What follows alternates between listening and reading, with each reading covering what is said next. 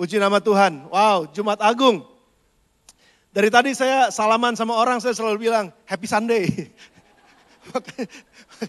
Verita bilang, jangan Happy Sunday. Good Friday, Good Friday. Hari ini adalah Jumat. Hari ini kita Jumatan. Oh iya kan, kita Jumatan kan? Masa kita bilang mingguan? Kita Jumatan pada hari ini. Dan kita mengucap syukur karena kita bisa kembali mengingat apa yang Yesus lakukan dalam kehidupan kita, menyelamatkan kehidupan kita dan membawa kita pada kehidupan yang mulia. Dan kita mengucap syukur buat itu. Dan tema kita pada tahun ini adalah Amazing Grace buat Jumat Agung dan Paskah. Amazing Grace, amazing. Kata amazing itu kan dari kata amaze gitu, dari kata wow gitu kira-kira saudara ya. Ya kita senang kalau orang Inggris bilang kata amazing orang Inggris bilang. Lalu orang bahasa Indonesia bilangnya luar biasa gitu. Kalau orang Jawa bilangnya wow gitu. Saudara, saya lagi ngerenungin. Sementara saya siapkan judul khotbah dan juga pembacaan firman Tuhan hari ini. Itu udah sekitar mungkin 1 bulan yang lalu atau mungkin 2 bulan yang lalu kira-kira. Saya ngebayangin, saya nginget-nginget gitu saudara. Amazing. Apa yang membuat kita amazed? Apa yang membuat kita tuh kagum gitu? Apa yang membuat kita tuh kayaknya wah gitu. Ya, saya curiga karena saya merasakannya begini. Seringkali saya menganggap segala sesuatu tuh ya, buat take it for granted aja gitu. Ya memang udah harusnya kayak begitu gitu. Ya, kita bangun pagi kayaknya udah kehilangan amusement. Udah kehilangan amazing, sesuatu yang amazing gitu. Ya padahal kalau kita bangun pagi terus kita, wah, gila gue masih bisa napas gitu. Itu amazing kan? Saudara, mereka yang bangun pagi udah gak bisa napas, maksudnya bangun pagi tuh ngap gitu. Terus, 2 menit, 3 menit gak bisa napas, ngap. Keringat dingin tuh saudara. Betul apa enggak? Tapi begitu ngap, terus tiba-tiba plong gitu. Wah gitu. Maafkan saya ya. Saudara kalau gak bisa pup seminggu nih. Gak bisa gitu. Mau diapain nih gak bisa. Tuhan dalam nama Yesus keluar. Terus langsung keluar misalnya gitu. Itu langsung wah gitu. Saudara ngerti maksud saya? Nah saudara, kebanyakan kita sekarang itu nganggap segala sesuatu itu biasa aja gitu. Take it for granted gitu. Apa yang terakhir membuat saudara amazed? Apa yang terakhir membuat saudara wah gitu? Kemarin saya baru aja lagi ada di kamar kantor di Psalo sana. Saya lagi renungin firman. Lalu tiba-tiba ada laler gede, saudara. Laler gede banget. Tiung gitu. Wih, wah gue paling benci sama laler. Ini laler masuknya dari mana gitu. Ngeng gitu. Saingannya nyamuk. Anehnya di setiap kuping dia pasti bunyi. Tapi kalau di jempol dia gak pernah bunyi. Aneh kan saudara. Cuma waktu dia di kuping dia bunyi. Ini seng gitu. Dia bunyi seng gitu. Wah saya tungguin nih. Dia nemplok di pintu. Gede kan? Nemplok di pintu kelihatan tuh. Saya ambil kertas gitu. Kencang saya pukul. Pak gitu. Jatuh dia. Des. Mati kan? Wah mati loh. Udah saya renungin lagi firman. Saya ngetik lagi. Tiba-tiba. Itu yang mati tuh. Dia terbang lagi. Saya bilang, wow. You know what I'm saying? Wah ini gila nih tulang besi nih kayak ini. Kalau ditepok gak mati saya bilang. Dan pada akhirnya dia mati juga karena saya pastikan berdarah keluar. Das saya kencengin lagi. Yang pertama enggak. Tapi maksud saya gini saudara. Seringkali kita udah kehilangan sesuatu yang membuat kita wow gitu. Yang membuat kita amazing gitu. Yang membuat kita wih gila bener. Apa ini gitu. Nah biasanya yang membuat kita amazing itu kalau kita menyaksikan sesuatu yang di luar ekspektasi kita. Ya, kita menyaksikan sebuah pertunjukan, wah gitu bagus. Tapi seringkali dalam kehidupan kita, we take it for granted gitu. Coba saudara masih amazing gak? Saudara masih wow gak? Kalau ngelihat anak-anak kita bertumbuh dengan baik gitu dan mereka, contoh misalnya ya kami punya 2 anak lalu mereka dapat kerjaan gitu. Wah puji Tuhan gitu. Ada sesuatu yang amaze kita gitu. Amazing, Tuhan tuh luar biasa, Tuhan tuh baik gitu. Dan waktu kita melakukan pekerjaan terus Tuhan berikan jalan keluar, wah gitu. Nah, sekarang saya mau ajak kita semua, apakah kita masih ketika mengingat kasih Tuhan, apakah kita masih bisa bilang, wow, thank you Lord. Terima kasih Tuhan, amazing. Sesuatu yang tertutup jalannya jadi terbuka, wow gitu. Atau kita masih biasa aja, memang udah harusnya begitu. Nah saudara, ketika kita kehilangan rasa amaze itu, ketika kita ngerasa kayaknya udah biasa aja, kita kehilangan sesuatu yang menggairahkan dalam hidup kita. Kita akan kehilangan sesuatu yang membuat kita bersyukur. Dan pada akhirnya membuat kehidupan kita jadi flat dan akhirnya nggak ada ucapan syukur, nggak ada sesuatu yang menarik perhatian kita lagi. Pada akhirnya apa? Hidup kita jadi flat. Hidup kita jadi kayaknya menurun, bukannya menggairahkan. Karena segala sesuatu yang menggairahkan kita akan membuat kita itu semakin maju, akan terpacu buat melakukan sesuatu yang lebih baik lagi dan yang lebih besar lagi. Nah saudara, hari ini saya mengajak kita, ketika kita mendengar kematian Yesus dan kebangkitan Yesus, apakah kita masih bisa bilang, wow. Dan ketika kita melihat karya Tuhan dalam kehidupan kita, apakah kita masih bisa bilang, wow. Saya mengikuti bagaimana saya hidup dari kecil, kalau saya renungkan lagi, berulang-ulang saya renungkan lagi, nggak mungkin saya bisa sampai dengan hari ini, karena bukan kasih itu. Kalau bukan karena kasih itu, kalau bukan karena kebaikan itu, nggak mungkin saya bisa ada di sini hari ini. Wow, saya bisa sekolah, wow, saya bisa kuliah, wow, saya bisa kalau ketemu sama orang-orang yang dulunya jauh banget, tapi sekarang kok bisa dekat dan mereka bisa jadi teman. Wow, ada sesuatu yang amaze kita. Nah dan kapan terakhir saudara merasa amaze? Kapan terakhir saudara merasa wow dalam kehidupan saudara?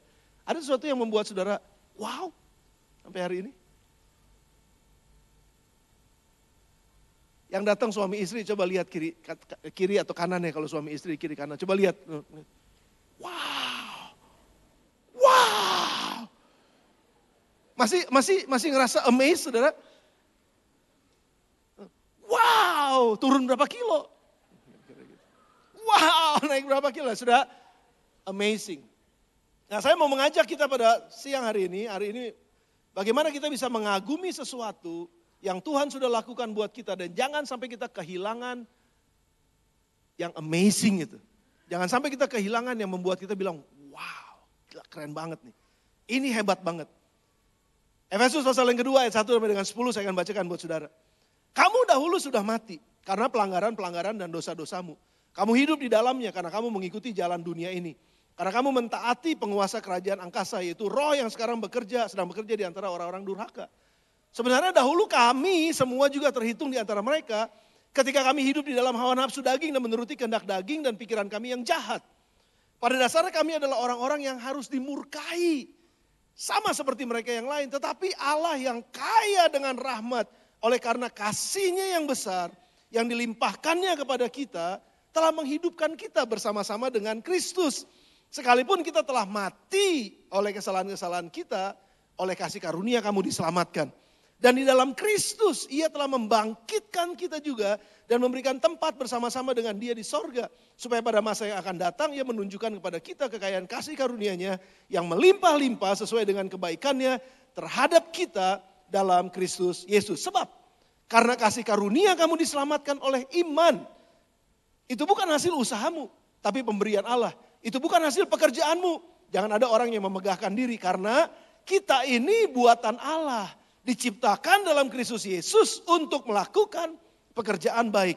Yang dipersiapkan Allah sebelumnya, Ia mau supaya kita hidup di dalamnya.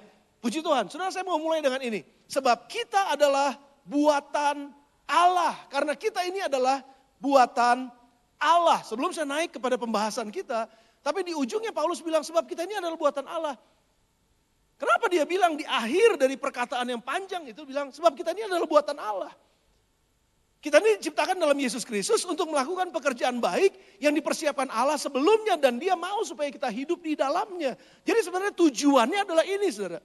Yang Paulus bicara panjang kali lebar mengenai dosa, mengenai penebusan di dalam Kristus Yesus, yang ujungnya adalah karena kamu ini adalah buatan Allah.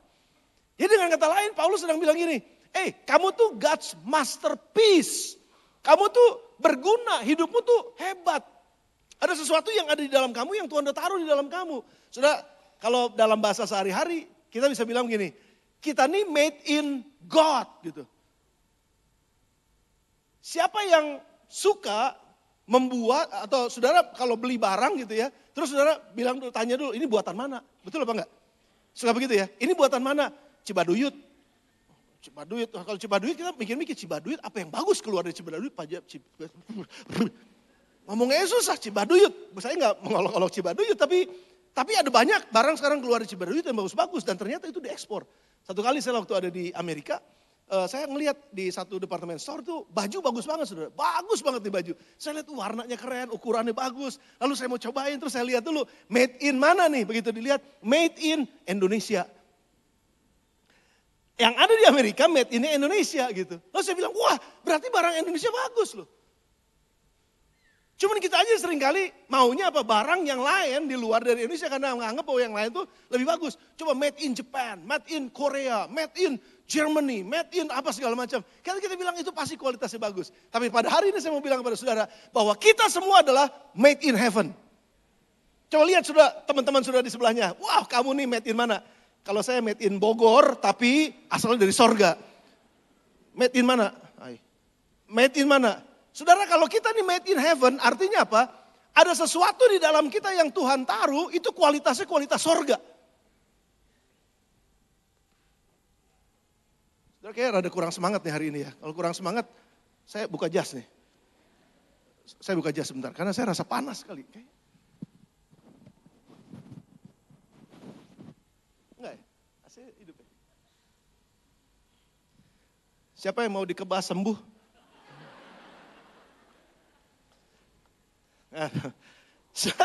Kita ini adalah buatan sorga dan kalau kita buatan sorga ada sesuatu yang Tuhan taruh di dalam kita itu kualitasnya kualitas sorga. Saya sebenarnya dari tadi lagi nunggu wow gitu. Kayak kita udah seperti kehilangan wow-nya gitu kan. Bos saya ini ya saya cuma buatan ini ya keluarga saya cuma begini ya pendidikan saya latar belakang saya cuma begini. No. Kita buatan sorga, ada potensi di dalam kita yang memang belum kelihatan. Tapi kalau kita ada dalam sebuah komunitas yang disebut komunitas tubuh Kristus, di situ potensi kita yang dari sorga itu akan keluar. Tapi yang menjadi masalah gini, kita memang punya potensi, kita punya sesuatu yang baik, kita punya kualitas yang baik di dalam untuk melakukan pekerjaan baik. Tapi ini yang menjadi masalah. Nah, masuk kepada apa yang Paulus katakan sejak awal. Tapi kita ini sudah mati gitu. Jadi potensi yang bagusnya ini gak bisa keluar karena kematian. Kematiannya karena apa? Karena dosa. Jadi saudara bayangkan sekarang kita sebetulnya bisa lebih hebat dari apa yang kita bisa lakukan hari ini. Tapi gak bisa mentok aja di situ, gak bisa lewat dari situ, gak pernah bisa sepertinya ada breakthrough dalam kehidupan kita. Kenapa? Karena dosa yang menghalangin kita. Dan dosa yang seperti inilah yang Paulus lagi bilang bahwa karena itulah kamu jadi mati. Karena itulah kamu jadi gak bisa berkembang. Karena itulah maka hubunganmu gak bisa berkembang lagi. Karena itulah makanya usahamu jadi mentok aja di situ. Dan pikiranmu jadi mentok aja di situ. Padahal kamu ini buatan Allah. Untuk melakukan pekerjaan baik dengan kualitasnya Allah gitu. Nah sekarang kenapa gak bisa terjadi? Karena dosa itulah. Sebetulnya kita diciptakan oleh Tuhan dengan tujuan yang mulia.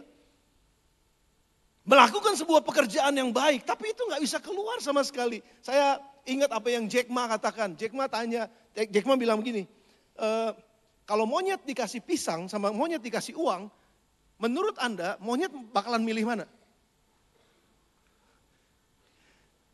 Monyet pasti pilih pisang, tapi kalau kita ditawarin uang apa pisang? Mata duitan memang. Tapi betul saudara, karena kita ngerti ada potensi di dalam uang daripada potensi di dalam pisang. Kenapa kalau pisang kita makan habis, kulitnya kita buang, udah selesai. Tapi kalau uang itu bisa kita puter lagi, kita bisa ada potensi di dalamnya yang kita ngerti. Makanya kita pilih dia. Nah Tuhan pilih kita dan Tuhan jadikan kita karena ada potensi di dalam kita. Dan potensi itu adalah potensi yang bisa berkembang dengan luar biasa gitu. Nggak cuma gini-gini aja. Hidup kita tuh nggak cuma gini-gini aja. Cuma stuck di situ, mentok di situ dan nggak bisa sampai kemana-mana. Tuhan punya potensi di dalam kita karena dia ciptakan kita dengan semua yang terbaik ada di dalam kita. Kualitas sorga dan itu untuk kita mengerjakan sesuatu yang baik di atas muka bumi ini. Namun sekali lagi potensi itu rusak. Potensi itu nggak bisa berkembang. Potensi itu mati di dalamnya karena ada dosa. Bagaimana dosa itu bekerja? Karena semua orang telah berbuat dosa. Roma 3 ayat 23. Karena semua orang telah berbuat dosa, telah kehilangan kemuliaan Allah. Dan Roma 6 ayat 23. Upah dosa itu adalah maut. Jadi apa yang ada di dalam kita gak bisa keluar.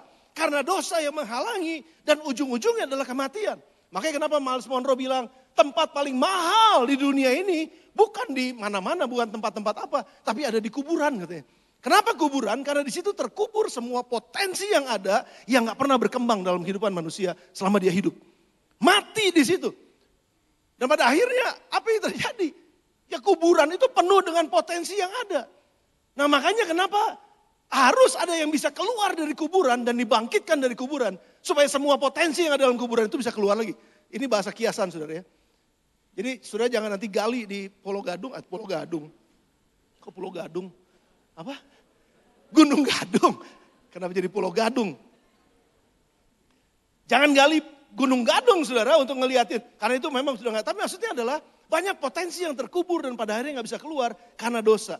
Jadi waktu kita memperingati hari kematian Yesus Jumat Agung. Ini seharusnya kita menyadarkan kita bahwa ada kejahatan dosa. Dosa itu jahat banget karena merusak. Dosa itu jahat banget karena mematikan. Dosa itu jahat banget karena menguburkan sesuatu yang harusnya bisa dikeluarkan dengan bebas gitu. Itu dosa yang menahan itu semua saudara. Dan dosa itu menghancurkan kehidupan kita, menghancurkan diri kita, menghancurkan orang di sekitar kita, menghancurkan sekeliling kita, menghancurkan keluarga kita, bahkan menghancurkan usaha yang bertahun-tahun kita bangun hanya karena dosa. Begitu jahatnya dosa, begitu liciknya dosa dan ada 3 pelanggaran. Ada 3 dosa yang mengakibatkan manusia berdosa yang Paulus tuliskan. Ada 3 hal. Kalau ada orang yang bilang ini, Pastor saya sih gak berdosa, saya mau orang baik-baik saja. Saya orang yang gak mau ganggu orang, saya pokoknya berbuat baik, saya datang ke gereja, saya ikut life group, saya kasih buat orang, saya beramal buat orang, saya ikutan ini, saya ikutan itu. Pokoknya sosial saya bagus dan saya gak mau ganggu orang, gak jahatin orang. Saya udah cukup dong? Enggak, karena semua orang telah berbuat dosa. Apa buktinya saudara? Efesus 2 ayat 1 sampai dengan ayat yang kedua. Ini yang pertama. Kamu dahulu sudah mati karena pelanggaran-pelanggaran dosa-dosamu. Semua. Kita semua. Dahulu sudah mati karena pelanggaran-pelanggaran dosa. Apa yang dimaksud dengan pelanggaran dan dosa? Kamu hidup di dalamnya. Apa? Karena kamu mengikuti jalan dunia ini. Jadi dosa itu adalah mengikuti jalan dunia ini. Yesus bilang, akulah jalan. Dan kalau kamu ikutin jalan ini, akulah hidup, kamu akan dapatkan hidup. Dan kalau akulah jalan, kamu akan dapatkan kebenaran. Dan kalau kamu dapatkan kebenaran, maka kamu akan hidup. Itulah jalannya Yesus. Jadi kalau kita ikut jalannya Yesus, maka kita akan menemukan kebenarannya, hidup dalam kebenarannya, dan ujung-ujungnya adalah kehidupan dalam kehidupan yang kekal. Namun saudara, manusia memilih jalan yang berbeda. Makanya selalu saya ingetin saudara, ada lagu di dalam dunia ada 2 jalan. Ada yang lebar, ada yang sempit, jalan Yesus atau jalannya sempit jalan Yesus, yang lebar jalan dunia. Nah orang banyak memilih jalannya dunia. Kalau memilih jalannya sendiri atau jalan dunia, maka bukan kebenaran yang dia dapat, tapi dia akan menyimpang dari kebenaran. Karena itu disebut dengan dosa. Jadi mengikuti jalan dunia ini, bukan mengikuti jalan Yesus, tapi mengikuti jalan dunia ini.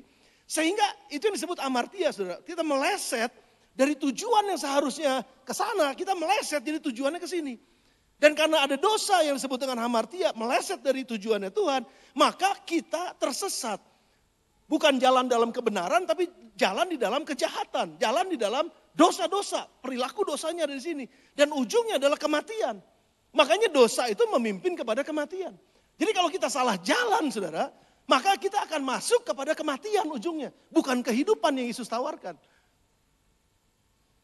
Ada 2 jalan, mau jalan Tuhan apa mau jalan dunia. Kalau jalan Tuhan, ampuni orang yang bersalah kepadamu, ampuni udah mereka. Lepaskan pengampunan, walaupun kamu gak bisa lupakan kejadiannya, tapi kamu bisa lepaskan pengampunannya. Hatimu bebas, jangan nyimpen racun yang mengharapkan orang mati. Saya minum racun tapi mengharapkan orang yang mati, itu pengampunan. Orang yang gak mau mengampuni, dia sedang minum racun mengharapkan orang lain mati. Betul ya saudara ya? Saudara bersama dengan saya? Yang bersama dengan saya katakan yes.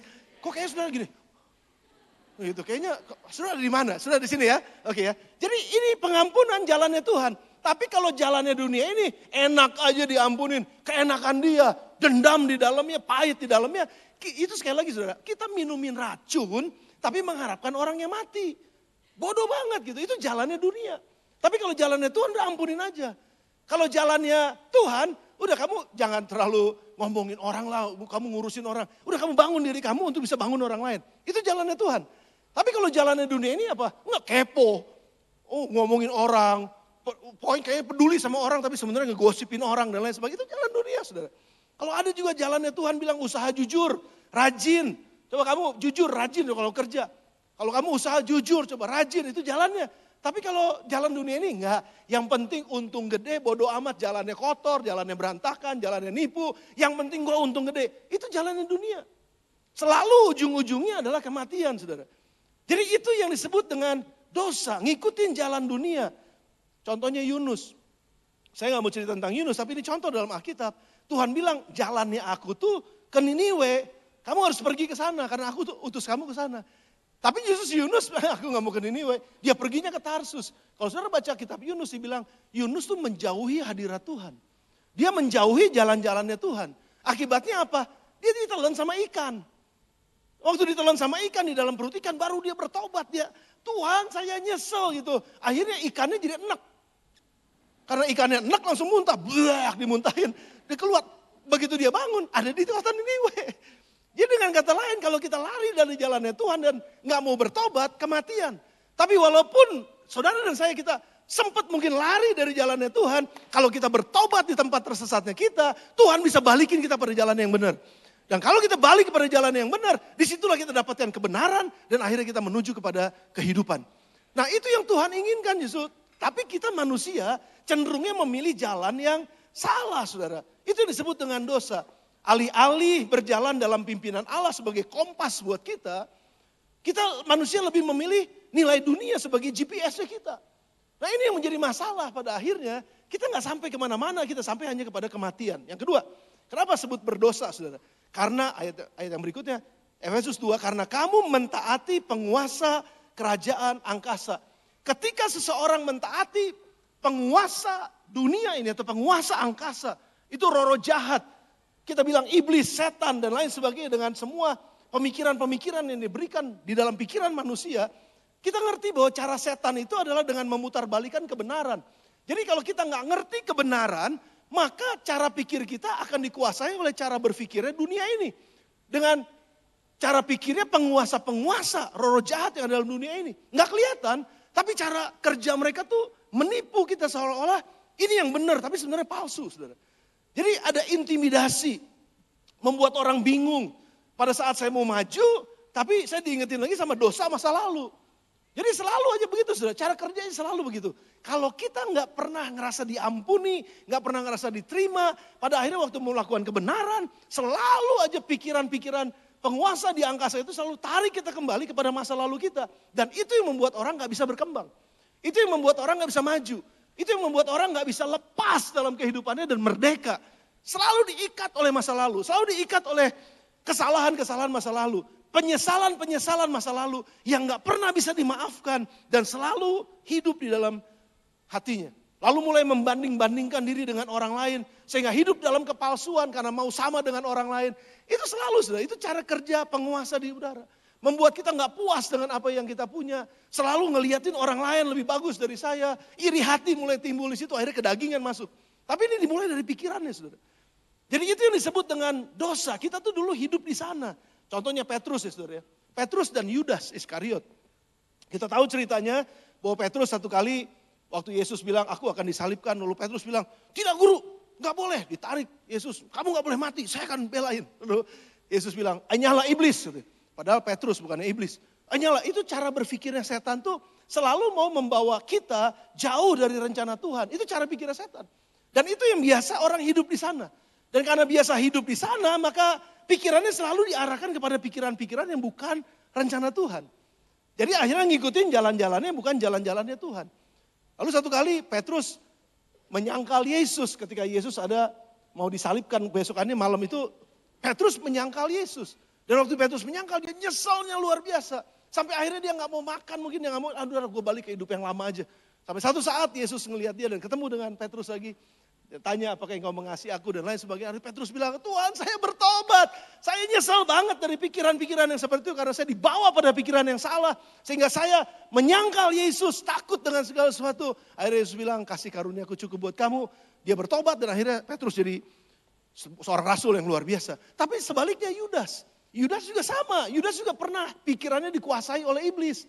Ketika dalam perjamuan terakhir itu, Yesus bilang, siapa yang mencelupkan makanan di tempat yang sama dengan aku, dia akan menyerahkan aku. Lalu saat itu katanya, Yudas dikuasai oleh iblis.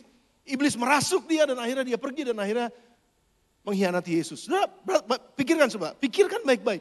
Ketika Yudas mengkhianati Yesus, sebetulnya sama dengan Petrus menyangkali Yesus. Tapi pikiran mereka dua-duanya dikuasai oleh pikiran-pikiran yang dari penguasa-penguasa di atas itu. Tetapi yang menjadi masalah, Yudas bukannya bertobat, tapi Yudas malah terus dikuasai oleh pikiran yang jahat itu sampai akhirnya dia bunuh diri. Saudara, keinginan daging gak mungkin membunuh diri kita sendiri. Saya punya keinginan daging, gak mungkin saya bilang, gue bunuh diri gue, enggak. Itu pikiran setan. Semua orang yang bunuh diri bukan karena keinginan daging, bukan karena apa, itu dari setan. Percayalah, karena setan datang untuk mencuri, membunuh, dan membinasakan. Jadi ini pikiran-pikiran inilah yang menguasai manusia dan sudah bisa bayangkan, kalau pikiran ini terus menguasai manusia, mengikat manusia, itu disebut dengan dosa yang mengikat, yang ujungnya maut, gak mungkin hidupnya bisa berhasil. Gak mungkin hidupnya bisa ada terobosan-terobosan. Gak mungkin hidupnya bisa berkemenangan dalam hari ke hari. Kenapa? Karena selalu diikat oleh pikiran-pikiran yang salah ini. Makanya saya tuliskan buat saudara, dosa itu bukan hanya pergumulan kedagingan manusia, tetapi juga tekanan karena peperangan rohani yang nyata, yang membuat orang depresi, yang membuat orang gak percaya diri, yang membuat orang selalu takut, yang membuat orang selalu disalahkan, terintimidasi, dan pada akhirnya depresi, dan akhirnya dia bisa bunuh diri. Dan akhirnya dia bisa mati. Itu peperangan rohani, saudara. Itu yang kedua. Jadi Paulus bilang, dulu kamu mati karena pelanggaran-pelanggaranmu. Karena satu, kamu ngikutin jalan dunia. Yang kedua, kamu ngikutin cara berpikir penguasa-penguasa di udara. Yang kedua, yang ketiga. Efesus 2 ayat yang ketiga. Sebenarnya dahulu kami juga terhitung di antara mereka ketika kami, apa saudara? Hidup dalam hawa nafsu daging dan mengikuti kehendak daging dan pikiran kami yang jahat. Yang ketiga, kamu ada dalam dosamu dan pelanggaranmu karena kamu hidup dalam hawa nafsu dagingmu, kedagingan. Rachel sama Lala selalu ngerti banget kalau saya udah bilang, the biggest problem in the world is when the big I, me and myself is on the top. Masalah terbesar di keluarga kita, masalah terbesar dari diri kita sendiri, masalah terbesar dari masyarakat, masalah terbesar dari gereja, masalah terbesar dari manapun juga adalah manusia yang selalu menempatkan egonya di atas segala-galanya. Saya, untuk saya, buat saya. Apa kepentingannya buat saya? Apa untungnya buat saya? Kalau saya kasih ini apa yang saya akan dapatkan? Saya, pokoknya semua saya. Kalau saya kerja ini, hak saya apa? Semuanya saya, serba saya, kepentingan saya, untuk saya. Hidup dalam nafsu kedagingan yang akhirnya itu yang menyebabkan orang punya harga diri yang tinggi karena merasa bahwa saya yang lebih hebat dari yang lain.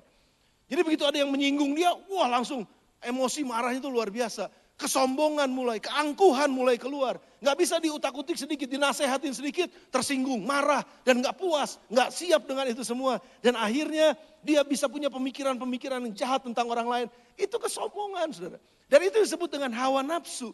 Jadi orang hidup dalam pelanggaran dan dosa itu salah satunya karena hawa nafsu kedagingannya. Dan ini yang membuat orang terikat, ini yang membuat orang gak bisa full. Ini orang membuat orang gak bisa menerobosi sesuatu dalam kehidupannya. Sudah bisa bayangin ya sekarang ya. Dalam kehidupan kita bekerja. Udah bagus karirnya, udah bagus semua kerjaannya, pokoknya semua udah bagus. Tapi karakternya tuh masih egois gitu. Lalu ketemu sama orang berantem. Gak puas gini, dia ini bukan tempat saya, dia berhenti, dia keluar. Cari kerja yang lain, udah bagus lagi. Baru mulai bagus, baru mau naik. Terus tiba-tiba karena karakter egonya terlalu besar. Berantem lagi sama orang, keluar lagi, keluar masuk. Gak jadi apa-apa saudara. Dan orang pada akhirnya gak bisa bertumbuh dalam hidupnya. Karena keinginan dagingnya. Dan itu yang disebut dengan dosa yang pada akhirnya potensi yang ada di dalam kita. Made in heaven. Buatan sorga ini gak bisa berkembang, gak bisa melakukan pekerjaan baik sama sekali. Karena dosa yang terus tarik. Karena dosa yang begitu dia mau maju, ditarik lagi ke belakang. Dan pada akhirnya dia gak akan sampai kemana-mana. Kita tidak berbuat dosa karena dipaksa. Gak ada dosa yang dipaksa. Dosa itu otomatis. Karena kita berbuat dosa karena kita memang menginginkannya. Kalau kita gak menginginkan terus tidak dipaksa, itu bukan dosa karena kita dipaksa. Tapi dosa itu adalah keinginan sendiri, dengan rela hati saya lakukan. Dengan rela hati saya iri. Dengan rela hati saya benci sama orang. Karena rela hati saya dendam sama orang. Karena rela hati. Karena memang itu yang dia ikuti dari kedagingannya. Dan itu yang menghambat orang untuk bisa bertumbuh. Nah jadi sekali lagi saya wrap up. Coba bayangkan sekarang akibat dari ngikutin jalan dunia. Lalu ngikutin cara berpikir penguasa di udara. Lalu ngikutin semua ego kita, kedagingan kita. Dan kita hidup dalam dunia ini, kita terikat dengan itu semua. Bagaimana mungkin kita bisa maju? Bagaimana mungkin kita bisa bertumbuh? Bagaimana mungkin kita bisa berkembang? Bagaimana mungkin kita bisa menang? Karena selalu ditarik untuk jadi kalah. Dan ini adalah peperangan rohani yang terjadi dalam kehidupan kita setiap hari karena dosa. Makanya dosa ini begitu serius, saudara. Dosa ini gak bisa dibilang ini dosa kecil, gak apa-apa. Kompromi-kompromi sedikit, gak apa-apa. Oh saya punya satu pemikiran tentang kompromi, nanti saya bagikan buat saudara. Ya kompromi yang ini, gak apa-apa. Sedikit aja kok. Gak apa-apa. Tapi itu justru yang membuat semakin besar yang kita lakukan karena dimulai dari yang kecil. Karena kita kompromiin dari sesuatu yang kecil. Saya bisa bayangkan ya perang hari ini, perang Israel, Irak sama Amerika, ditambah lagi perang Ukraina sama perang Rusia yang juga belum beres sebetulnya. Cuman kepending aja kan ada perang yang lain. Saya bisa bayangin kalau ada perang lagi di beberapa negara. 5 negara aja perang seperti ini, ekonomi udah langsung bergeraknya berbeda saudara. Dan krisisnya mulai terjadi di mana-mana dan kita udah mulai rasakan. Jadi keputusan satu orang yang ada dalam posisi yang tinggi, yang luar biasa berpengaruh, keputusan dia mempengaruhi dunia yang ada. Dan sudah bisa bayangkan sekarang kalau orang ini ya mengikuti jalan dunia, mengikuti nafsu manusia, mengikuti pikiran-pikiran dari atas yang penguasa-penguasa di udara. Dan akhirnya membuat keputusan yang ngaco. Dan pada akhirnya apa? Mengacaukan semua. Dengan kata lain, dosa yang kayaknya cuma dosa satu orang, atau karena kesalahan satu orang, tapi ada di puncak kepemimpinan yang luar biasa dan pada akhirnya mengorbankan seluruh dunia. Makanya karena begitu besar kasih Allah akan dunia ini. Sehingga ia relakan anaknya yang tunggal. Datang menebus dan pada akhirnya jangan sampai dunia ini dihancurkan. Harus ada orang yang diselamatkan dari dosa mereka. Saudara bersama dengan saya?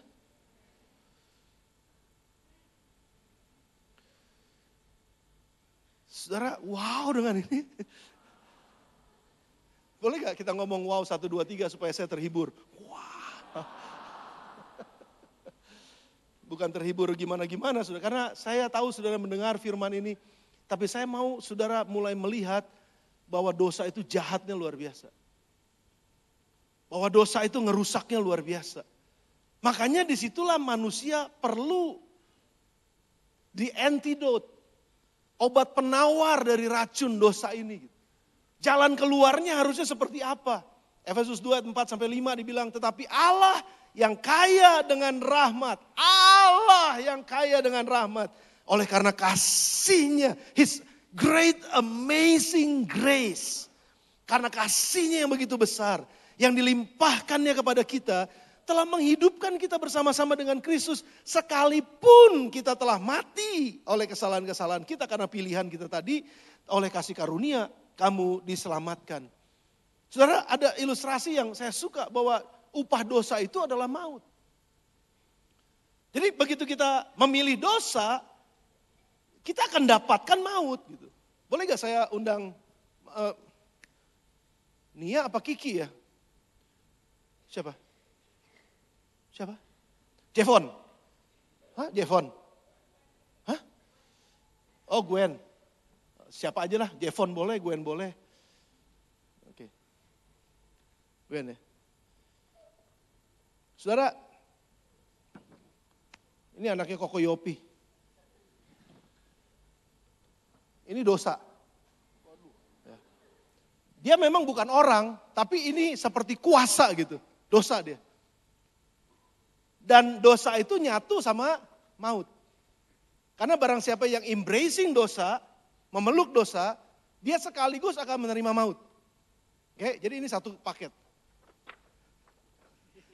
Satu paket. Manusia memilih untuk berdosa. Mau kamu apa mau Gwen? Hah? Gwen aja deh. Gwen ini memilih untuk berdosa. Dan ketika dia memilih berdosa, dia ambil dosa, dia pegang dosa, dia hidup dalam dosa, dia dicengkeram sama dosa. Dikuasainya kencang-kencang, jangan. Dia dicengkeram sama dosa.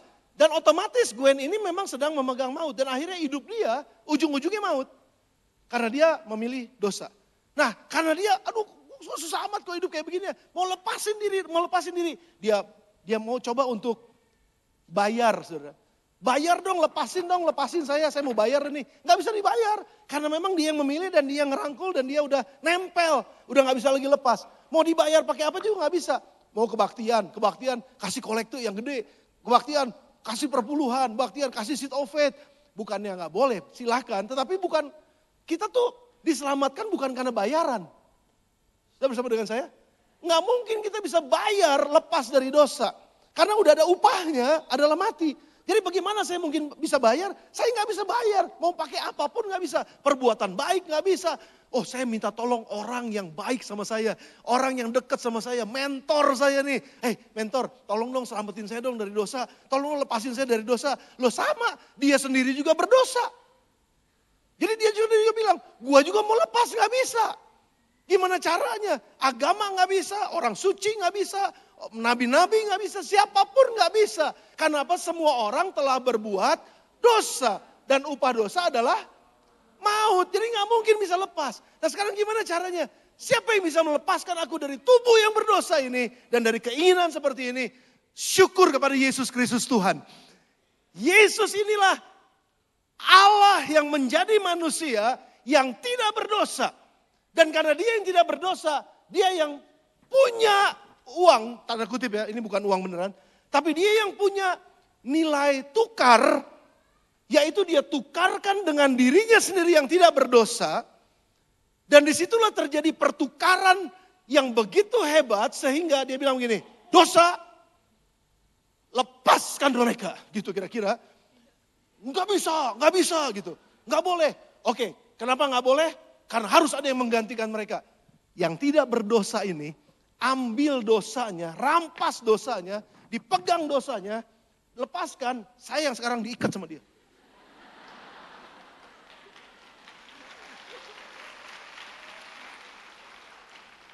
Jangan ngegeter gitu dong.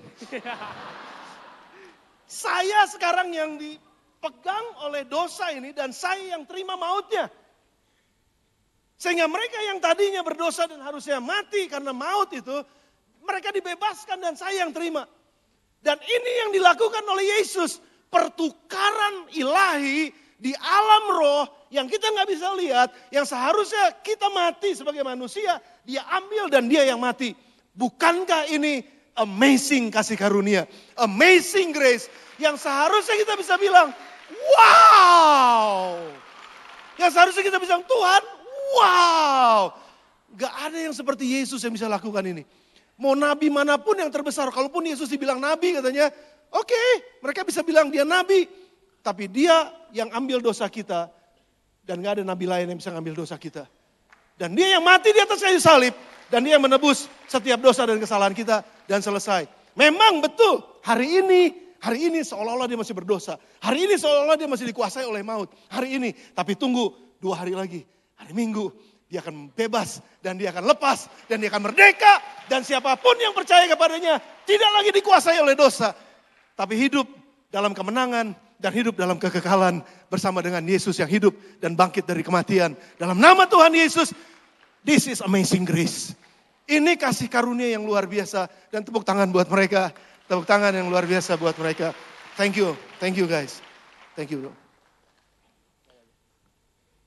Saudara, apakah kita masih bisa bilang kalau kita renungkan ini, wow. Saudara, waktu saya baca, waktu saya renungkan ini, saya gak berhenti nangis. Saya gak berhenti bersyukur. Dan kalau kita kehilangan rasa awesome ini, rasa amaze ini, maka kita akan kehilangan ucapan syukur kita dan gratitude kita kepada apa yang Yesus sudah lakukan. Dan kalau kita kehilangan itu, maka kita akan dengan sangat mudahnya menukarkan keselamatan kita dengan dosa. Menukarkan keselamatan kita dengan apapun yang saya mau. Dengan pikiran yang salah lagi, dengan keinginan daging yang salah lagi. Dengan semua yang salah lagi, saya tukarkan. It doesn't matter, karena saya udah gak terlalu menghargai apa yang Yesus sudah lakukan di atas kayu salib. Kenapa sekarang harus mati dengan cara disalib? Salib itu adalah hukuman yang paling keras, hukuman yang paling jahat. Dari segala sesuatu hukuman buat orang jahat, salib adalah yang terburuk. Menunjukkan bahwa dosa itu serius. Menunjukkan bahwa dosa itu gak main-main. Tuhan mau tunjukkan bahwa kalau dosa itu cuma biasa-biasa aja, saya gak perlu turun dan saya gak perlu mati. Kalau dosa itu biasa-biasa aja, saya cuma tiup aja, selesai. Tapi karena dosa ini serius, maka saya harus turun karena ini serius. Dan itu sangat mahal, saudara. Mengerikan akibatnya. Makanya kenapa Yesus mati di atas kayu salib dengan cara yang sangat mengerikan, dengan cara yang sangat menakutkan, dengan cara yang sangat-sangat kasar dan sangat-sangat buruk. Karena memang dosa itu kasar, buruk, mematikan, dan menghancurkan pada akhirnya kehidupan kita. Bagaimana sebenarnya Yesus mati, saudara? Yesus sudah mati sejak dia ada di Taman Getsemani. Ketika dia berdoa, kehendakmu jadi bukan kehendakku. Itu sebenarnya Yesus sudah mati. Karena pada saat itu Yesus dihianati, tapi dia gak marah. Pada saat itu Yesus ditinggalkan. Dia cuma berpikir, kalau aku dihianati dan aku marah, aku belum mati. Tapi aku mati sekarang buat mereka yang dihianati. Aku mati buat murid-muridku yang akan ngalamin pengkhianatan dalam hidup mereka. Sehingga mereka bisa menang atas pengkhianatan dan mereka gak dikalahkan oleh pengkhianatan. Saya mati buat mereka. Dan biar mereka juga bisa mati terhadap perasaan luka, perasaan sakit karena dihianati. Biar mereka juga mati di sana. Dan mereka hidup dalam kemenangan. Yesus ditinggalkan. Dia menang, dia gak ngelawan. Dia juga gak marah-marah ketika dia ditinggalkan. Karena dia tahu akan ada orang-orang yang mengikuti dia ditinggalkan juga nanti. Akan ada orang-orang yang rasa ditinggalkan. Jadi Yesus sudah ngerasain dulu. Dan dia udah menang dulu. Karena kematiannya dia menang terhadap perasaan untuk balas dendam ketika dia disakiti. Ketika dia dituduh dia gak menjawab. Karena dia tahu akan banyak anak-anaknya, akan banyak murid-muridnya akan ngalamin tuduhan-tuduhan dalam kehidupan kesehariannya. Yang gak salah dituduh salah. Yesus ngerti ini makanya dia menang di situ. Dia matikan apa yang menjadi hak dia untuk ngelawan, hak dia untuk membalas. Enggak. Karena kalau saya membalas saya gak menang. Kalau saya gak membalas saya gak mati. Justru karena saya harus mati dengan ini, saya akan dibangkitkan dalam kemenangan. Sudah bersama dengan saya? Dia disiksa tapi dia gak ngelawan. Dia dipermalukan, dia diolok-olok. Sudah saya ngebayangin aja Yesus udah kayak pencuri sendal jepit di kampung gitu. Atau pencuri motor di kampung, ditelanjangin. Lalu mulai diarak sama orang keliling desa gitu. Yesus keliling Via Dolorosa, jalan di Via Dolorosa. Ditelanjangin saudara, dipermalukan luar biasa. Tapi dia gak ngelawan, dia gak berontak. Karena dia tahu ini memang harga yang harus saya bayar. Dan dia bayar dengan lunas semua yang membuat kita mati, yang membuat kita terpuruk, yang membuat kita gak bisa berkembang. Yang membuat kita jadi jauh dari masa depan kita. Dan dia mati buat itu semua. Karena dia tahu kita harus hidup dan kita harus menang. Dan untuk bisa hidup dan menang, orang harus melewati salib dan kematian. Yesus mati secara tubuh di salib, yes. Faktanya adalah bahwa tubuh ini memang terbuat dari tanah dan harus mati. Tetapi ini bukan kematian kehidupan. Sekali lagi saudara, ini bukan kematian kehidupan Yesus. Ini adalah kematian atas dosa dan maut yang menyebabkan kematian atas kehidupan. Kemarahan itu membuat kita mati. Yesus mati dari kemarahan.